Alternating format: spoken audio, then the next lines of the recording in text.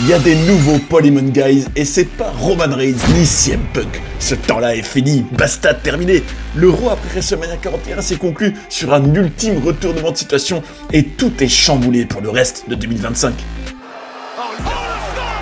Qu'est-ce que je pense de cette nouvelle alliance? Comment je bookerai la suite avec aussi Roman Reigns et CM Punk? Est-ce que je suis convaincu par Seth Rollins? Prenez-vous un café corsé et refaisons le monde de la WWE ensemble. Vous êtes bien sur Johnny Catch, mon avis tranché sur la nouvelle alliance autour de Paul Heyman. C'est parti. Oh là là là là, mes amis, décidément, ce Raw après WrestleMania 41 nous a réservé son lot de surprises et de retournements de situation. Et nom d'un chien, sans plus attendre, passons à ce qui s'est passé à la toute fin de cet événement-là, qui est toujours très attendu dans le monde de la WWE, le dernier Raw après WrestleMania, qui pose toujours les bases de la nouvelle saison qui commence dans la WWE, peut-être en vue du prochain WrestleMania déjà, puisqu'il a même été évoqué par Paul Heyman, comme vous allez le voir. Donc qu'est-ce qui s'est passé concrètement dans la dernière scène de ce show?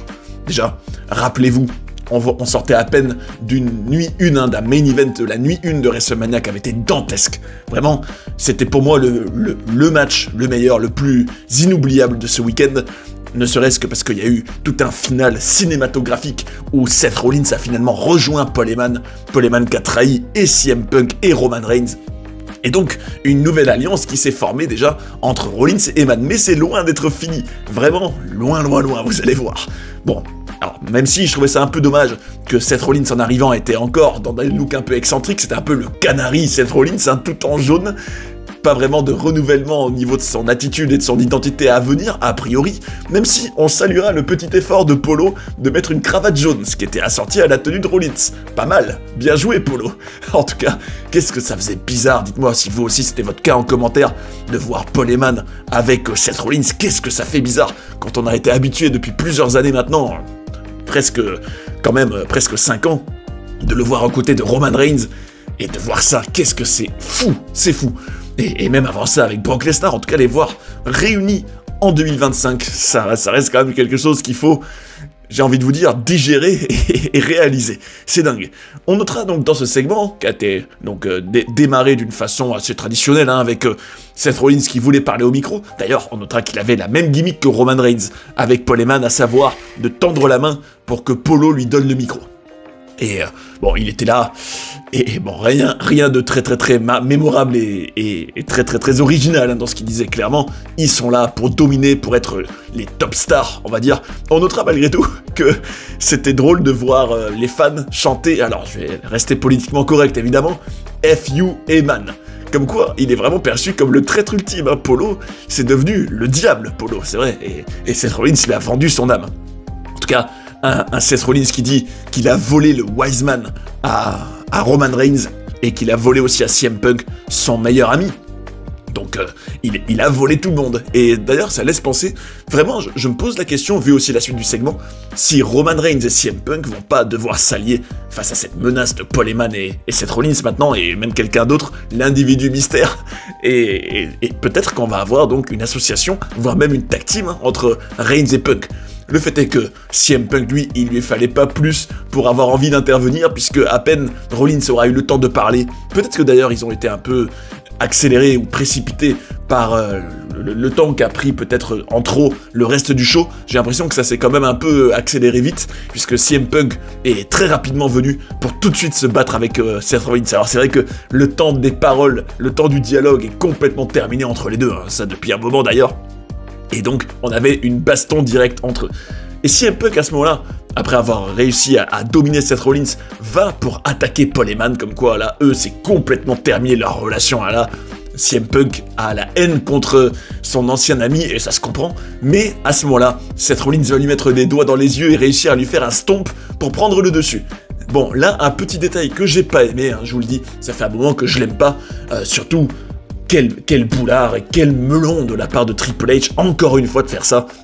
d'avoir, alors comme ça en plein segment, alors probablement parce qu'ils étaient un peu à la traîne, il y avait peut-être du retard, hein, mais t'avais donc les crédits, vous savez, Executive Producer, Paul Levesque, Triple H, en gros, bien nous rappeler, même s'il y a un autre nom avec en général, mais quand même, qu'est-ce que c'est de se faire mousser comme ça, quelle lubie, hein, c'est quand même dingue d'avoir un boulard pareil, enfin, bref, dites-moi d'ailleurs en commentaire si ça vous a pas choqué toute l'attitude de Triple H dans ce week-end de WrestleMania. Alors, je sais que la tendance chez beaucoup de fans, c'est de dire « Ah, Triple H, il a tout changé, il a tout révolutionné, c'est magnifique, c'est merveilleux. » La Triple H era, patati patata, comme s'il n'y avait aucune faiblesse, même si je sais qu'il y a beaucoup de fans qui sont quand même lucides et pas naïfs, évidemment, mais je me dis quand même, nom d'un chien, le type dans le même week-end se fait construire une statue, enfin il a une statue pour lui, il est donc dans le Hall of Fame, le concept de se mettre soi-même dans le Hall of Fame, même si évidemment c'était une surprise, évidemment que c'était une surprise, dont il a été le bénéficiaire, évidemment, bien heureux le Paul Levesque, mais ensuite, avoir même un moment, se permettre en plein WrestleMania de se faire mousser lui à fond alors que t'as Stone Cold Steve Austin et Bret Hart qui ont aussi été intronisés pour leur match dans le Hall of Fame et se faire mousser à un point devant eux en plus, devant des légendes et des plus grosses stars que lui, excusez-moi de vous déranger. Pour moi, Stone Cold et Bret Hart, surtout Stone Cold, c'est des plus grosses stars que Triple H, surtout Stone Cold. Et je me dis, nom d'un chien, mettre en plus, donc se permettre sans arrêt de mettre executive producer, enfin en gros, rappeler, oui, c'est l'œuvre de Paul Levesque, enfin bref, c'est pas le sujet, mais Triple H, c'est dingue comme l'ego de ce type, c'est dingue. Mais bon, il a quand même des qualités en tant que booker, en tant que créatif, hein, je dis pas le contraire. Mais bref, en tout cas, on avait ce détail-là que j'ai pas trop aimé, et c'était pas fini, contrairement à ce qu'on pourrait croire. Pourquoi ? Parce que, à ce moment précis, donc, alors que on a Paul Heyman qui commence à parler, et qui annonce même, il mentionne WrestleMania 42, il dit, oui, pour maintenant, et jusqu'à, en gros, en vue de WrestleMania 42, il y a une nouvelle top star dans le catch, et c'est Seth freaking Rollins. Donc, c'est clair et net. D'ailleurs, on en vient à se demander si tout cet angle-là, hein, avec Seth Rollins autour de Paul Heyman et donc du nouvel invité qu'on va voir juste après, autour de aussi Roman Reigns et CM Punk, est-ce que tout ça n'est pas censé durer jusqu'à WrestleMania 42 maintenant ? C'est vrai que vu ce qui s'est passé, en étalant bien sûr un peu dans le temps, il y a moyen de raconter quelque chose jusqu'à WrestleMania 42. Hein. Après, tout dépend aussi pas mal de ce qui est prévu autour de The Rock et Cody Rhodes en réalité. Par exemple, si Roman Reigns contre The Rock doit arriver à WrestleMania 42, forcément que d'ici là, tout cet angle devra être terminé. En tout cas, au moment où Paul Heyman annonce tout ça, qui débarque ? Évidemment, Roman Reigns. Et d'ailleurs, c'est quand même agréable de le voir dans un Raw après WrestleMania. C'est quand même pas non plus arrivé à chaque fois. On a quand même pris l'habitude, surtout après 2024, qu'après WrestleMania, Roman Reigns, tu le vois plus pendant un moment. Même si, je me demande, justement, ça reste un peu une des questions de ces prochains temps, qui va être là, présent au quotidien, jusqu'à SummerSlam par exemple, ou au moins jusqu'à Money in the Bank, ou jusqu'à l'été. Vraie question, ça, vraie question. Peut-être que là, vu ce qui s'est passé, là, Roman Reigns et CM Punk, on les revoit plus pendant un moment, hein. C'est pas impossible. Pourquoi ? Parce que donc, Roman Reigns a débarqué. Alors lui, je veux dire, Roman, intensité. Le look était top, hein. Vraiment, je trouve qu'en termes de physique, en termes aussi de clairs efforts qu'il a fait au niveau de son apparence, il est vraiment, presque d'ailleurs, dans la meilleure version de lui-même. En tout cas, évidemment, je pense malgré tout que comment il était en 2020-2021, je trouve qu'il était vraiment au top dans son prime à ce moment précis, mais en tout cas, en ce moment même, Roman Reigns est vraiment très très très bon au niveau de son look, et voilà, j'en ai parlé récemment, que certains faisaient peut-être pas assez d'efforts au niveau de leur physique, au niveau de leur apparence, et n'avaient pas des physiques vraiment dignes de méga stars de la WWE, autant Roman Reigns, c'est pas du tout son cas, hein. Vraiment, il est au top. Et à ce moment-là, donc Roman Reigns, dans une quête, hein, j'ai envie de vous dire, une quête vengeresse, après ce qui s'est passé, il spire Seth Rollins, il fait un Superman Punch à Paul Heyman, et au moment j'ai envie de vous dire, de porter le coup de grâce à tout ça, il y a quelqu'un qui fait un spear par surprise à Roman Reigns, et qui sait, roulement de tambour, point d'interrogation et excitation, il y a donc un nouvel ennemi contre Roman Reigns, et c'est Bron Breakker. Et oui, le fameux twist pour terminer ce Raw, c'est lui, et d'ailleurs, quel spotlight pour Bron Breakker, hein, d'avoir donc l'honneur et le privilège d'être la dernière image, en tout cas le dernier fait très marquant du Raw le plus important de l'année. Ça montre à quel point Bron Breakker est pris au sérieux. Lui qui venait quand même de perdre son titre intercontinental, à quel point il est donc clairement un des prochains top guys de la WWE, il n'y a pas de doute sur ça. Et un twist, un retournement de situation pour terminer Raw, et ça va pas s'arrêter là puisque il va faire un spear à CM Punk, alors qu'on croyait d'ailleurs qu'il allait le faire à Seth Rollins, enfin on aurait pu croire vu la posture de chacun, mais non, pas du tout. Seth Rollins va bien faire comprendre en chouchoutant son Bron Breakker qui sont alliés, que Bron Breakker est un peu devenu le poulain de Seth Rollins maintenant, hein. C'est vrai, hein. Et tant mieux, je trouve que ça rappelle un peu, mais on va en parler juste après, ça rappelle un peu Evolution, vous savez, ce clan dans les années 2000 où t'avais Triple H, Ric Flair, Batista et Orton, la génération, en tout cas les vétérans avec les jeunes, et ça je trouve ça toujours super comme dynamique, mais c'était loin d'être terminé. Pourquoi? Parce qu'après, il va faire un super spear en ayant fait le tour du ring, ça c'est vraiment sa spécialité d'ailleurs, de faire un spear avec un maximum d'élan sur Roman Reigns, qui fracasse la barricade, mais c'est même pas terminé. Après ça, Rollins va faire un stomp sur CM Punk et Roman Reigns bien sûr, donc Punk et Roman Reigns surtout là, qui finissent vraiment mais en victime complète de cette nouvelle alliance et de cette nouvelle équipe qui se forme autour de Paul Heyman, Seth Rollins et Bron Breakker. Un Rollins qui dit d'ailleurs, bon, il le dit en gueulant sur ses victimes, qu'il est le futur du catch, et clairement donc un nouveau clan est né. Et j'en viens quand même à me demander, est-ce que tout ça, alors on va tout de suite parler d'une théorie, hein, on met les pieds dans le plat, en gros, est-ce que tout ça va être lié à The Rock? Parce que c'est vrai que, rappelez-vous, hein, dans le triple threat qu'il y a eu dans la nuit 1 à WrestleMania, Seth Rollins était arrivé et il avait utilisé donc un fusil à flamme, exactement comme The Rock l'avait fait en 2016. On notera aussi qu'il avait une apparence, alors ce qui collait un peu avec le contexte de Pâques en plus, je pense que tout ça a été voulu d'un point de vue symbolique, le côté très, très christique, hein, très religieux de Rollins, surtout au moment où il a changé de look et donc de tenue en pleine entrée à WrestleMania. En plus, la symbolique de passer du noir au blanc, de l'ombre et de l'enfer à la lumière et au paradis, du mal au bien, ou l'inverse, hein, qui sait.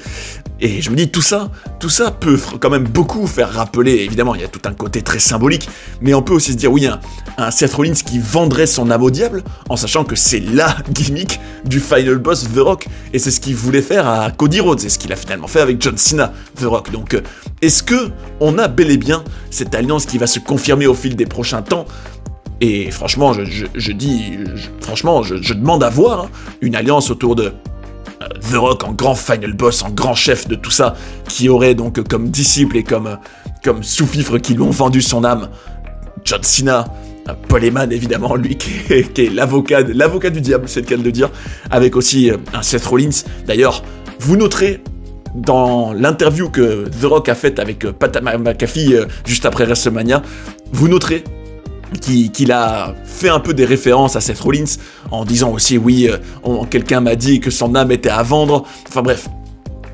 Franchement, je serais vraiment pas surpris qu'il y aurait une révélation dans quelques mois, comme quoi The Rock est derrière toute cette alliance.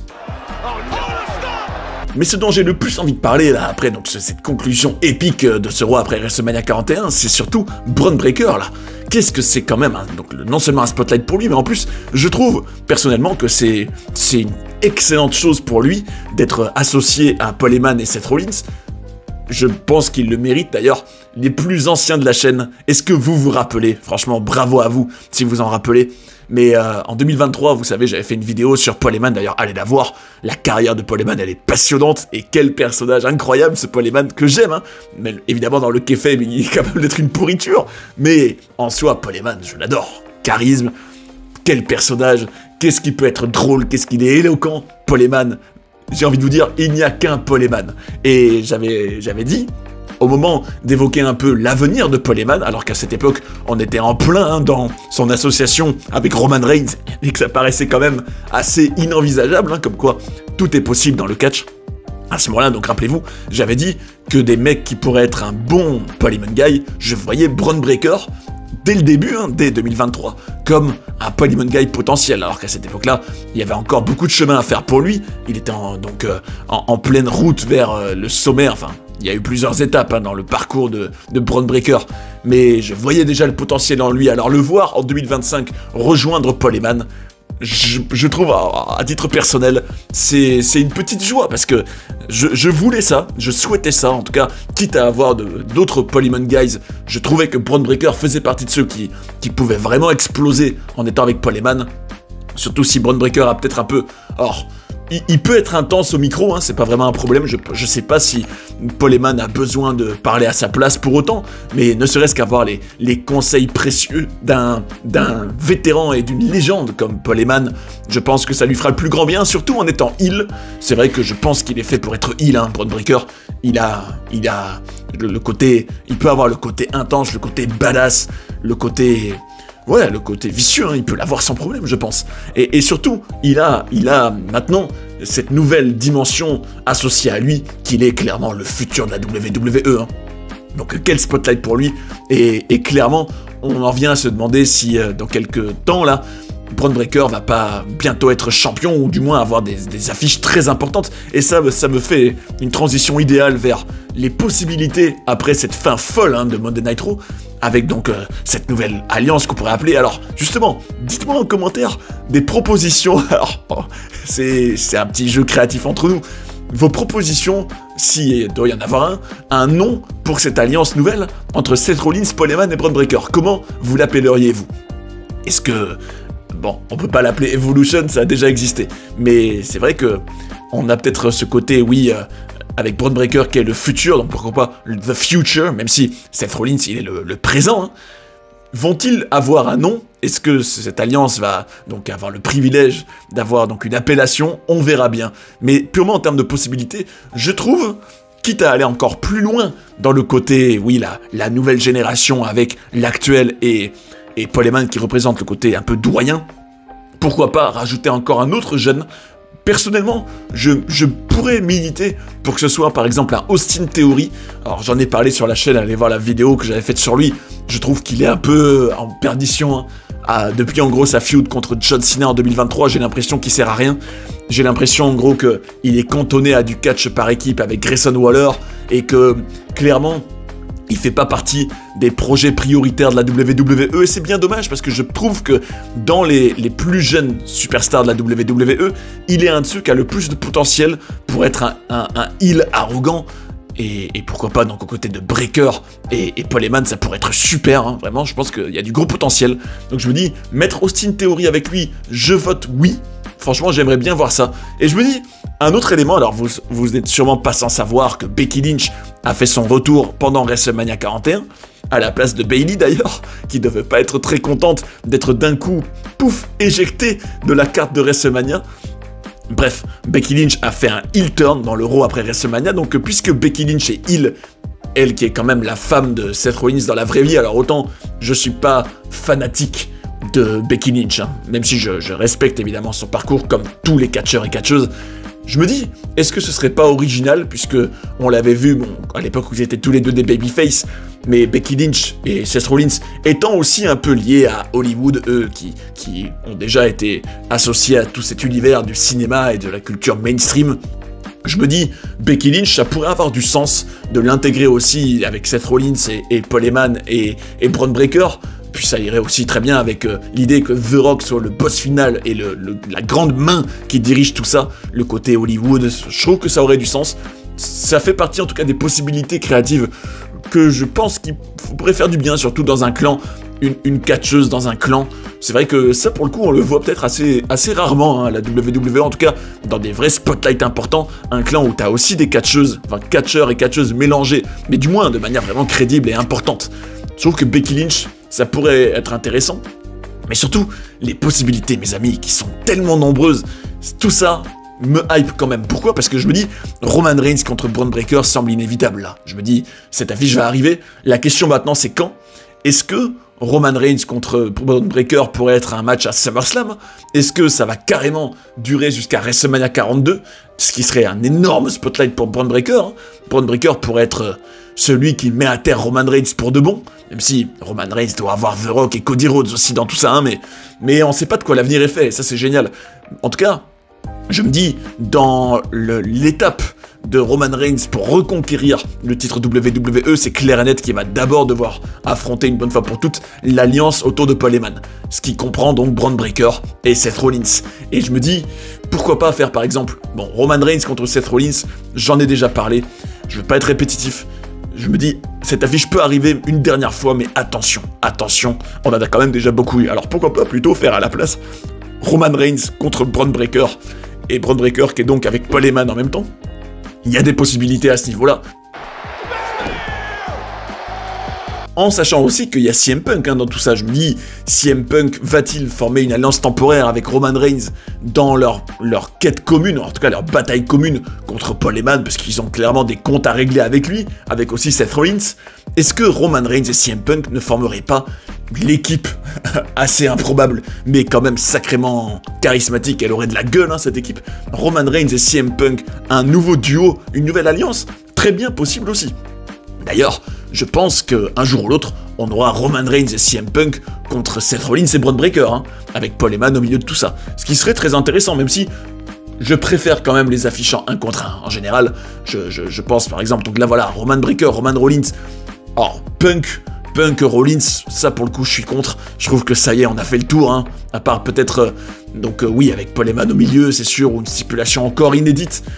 En tout cas, vous l'aurez remarqué, tout est vraiment relancé, après cet angle-là, on a plein de possibilités, il y a encore clairement des mois à remplir, mais je pense malgré tout que ce clan pourrait être encore plus dominant, parce qu'on a vraiment l'impression, comme ils l'ont dit dans la promo, que toute l'idée de cette nouvelle alliance, c'est de dominer la WWE, d'incarner vraiment la domination et le visage et donc les catcheurs et donc la faction la plus importante de la WWE. Et pour ça, pour moi, il faut des titres. Pour moi, il faut clairement asseoir et confirmer cette domination ultime par du concret. Et quoi de plus concret que des ceintures? Alors, pourquoi pas voir donc Bron Breakker avoir une ceinture en solo? D'ailleurs, comme je l'avais dit, je pense qu'il va affronter tôt ou tard Jey Uso. Enfin, je pense que Rollins ou Breakker doit affronter Jey Uso et que l'un ou l'autre pourrait être champion poids lourd prochainement. Pourquoi pas? Bon, après, je trouve que Intercontinental ou US, ce serait un peu de la redite pour Bron Breakker. Il a déjà prouvé qu'il a les épaules. Il doit aspirer à plus avec Paul Heyman maintenant, tout comme Seth Rollins. Donc je me dis, il pourrait aussi être champion par équipe, pourquoi pas? Au moins, ça donnerait encore plus de prestige à cette ceinture-là. En tout cas, concrètement, je pense qu'ils doivent vraiment avoir plus de ceintures, et surtout, les actes doivent joindre les paroles. Sinon, simplement prétendre, oui, on domine l'industrie en étant sans titre, sans victoire, en tout cas sans concret, sans truc marquant associé à eux, c'est un peu incohérent, et même, ça passerait un peu pour des beaux parleurs. On peut aussi se demander si tout ce qui concerne Roman Reigns et Punk ne sera pas mis en veilleuse pour le moment, parce que quand on voit à quel point ils se sont fait ratatiner à la fin de ce segment, là, Roman Reigns et CM Punk, tu te dis, franchement, ils pourraient très bien disparaître pendant 1 mois ou 2, voire plus. Est-ce que tout ça va reprendre pour la route vers SummerSlam, voire plus loin? Bon, je serais quand même un peu dégoûté que ça dure aussi longtemps, leur absence, mais on sait pas, on sait pas. Peut-être que justement, il vaut mieux mettre ça entre parenthèses et reprendre pour un PLE majeur, et entre-temps, construire cette alliance comme méga forte, avec donc des titres et tout ça, avec peut-être un nom entre-temps, on verra bien, on verra bien. En tout cas, je vous invite en commentaire à me dire ce que vous pensez par rapport à cette alliance, quel nom vous avez envie de donner, comment vous bookeriez la suite avec aussi Roman Reigns et CM Punk, qu'est-ce qui vous ferait le plus plaisir, qu'est-ce qui vous hyperait le plus. En tout cas, ce qui est certain, mes amis, c'est que les possibilités sont très nombreuses, et c'est toute la mission d'un Raw après WrestleMania, je vous le dis. En général, c'est censé construire toutes les storylines, en tout cas, au moins jusqu'à SummerSlam, et là, franchement, je pense qu'on a de quoi faire, on a vraiment de quoi faire. Ce sera quand même un plaisir de voir chaque semaine comment tout ça va évoluer. Est-ce qu'ils vont recruter plus? Est-ce que Seth Rollins va évoluer quand même? Est-ce que Bron Breakker va progresser de plus en plus aussi? Je suivrai ça avec grand intérêt, et je vous invite en tout cas à me dire en commentaire ce que vous en pensez, et j'en profite pour vous dire un grand merci à tous ceux qui le font, tous ceux qui disent leur avis, tous ceux qui like, tous ceux qui partagent leur passion dans cette communauté Johnny Catch. Merci à vous, merci du fond du cœur, en plus ça m'aide, donc merci 1000 fois pour ça, et évidemment, je vous remercie à fond, mais c'est pas tout, je vous donne aussi rendez-vous, puisque là, on a parlé de Seth Rollins, et figurez-vous qu'il a quand même eu des fois des histoires et des anecdotes intéressantes avec un certain Cody Rhodes, qui lui est un peu le grand perdant de WrestleMania 41, malheureusement pour lui, et on va en parler de tout ça le 19 mai. Pourquoi? Parce que ce jour-là, et ça concerne pleinement Seth Rollins, on va se plonger dans les anecdotes les plus croustillantes sur la vie de l'American Nightmare, et notamment des choses, alors mystère, je vous laisse le suspense, des choses qui concernent directement Seth Rollins, notamment de la haine qu'il y a pu y avoir réelle à certaines époques, notamment de Cody Rhodes envers Seth Rollins dans la vraie vie. Pourquoi? Pour quel motif? Quels sont les liens dans la vraie vie entre les deux hommes? D'ailleurs, on peut se demander, après donc ce heel turn de Seth Rollins et cette alliance avec Paul Heyman, si on va avoir un Cody Rhodes contre Seth Rollins pour le titre WWE un jour, hein, en 2025 ou au-delà, hein, très bien possible aussi. On verra bien. En tout cas, mes amis, vous aurez pas envie de manquer cette vidéo le 19 mai, que vous soyez fan de Rollins ou non d'ailleurs. C'est toujours très intéressant de voir et de comparer surtout la fiction, ce qu'on nous montre à l'écran, et ce qui est la réalité en coulisses derrière les rideaux. En attendant, espérons que cette alliance autour de Paul Heyman, Bron Breakker et Seth Rollins soit dominante, soit intéressante, et qu'elle marque tout le reste de 2025. D'ailleurs, si vous avez envie de découvrir des documentaires sur des personnages incroyables ou d'apprendre plein de coulisses et de controverses de la WWE, j'ai tout ce qu'il vous faut ici. J'espère que vous avez passé un bon moment devant cette vidéo et je vous invite à rester sur Johnny Catch pour en voir d'autres. A tout de suite. And that's the bottom line, 'cause Stone Cold said so.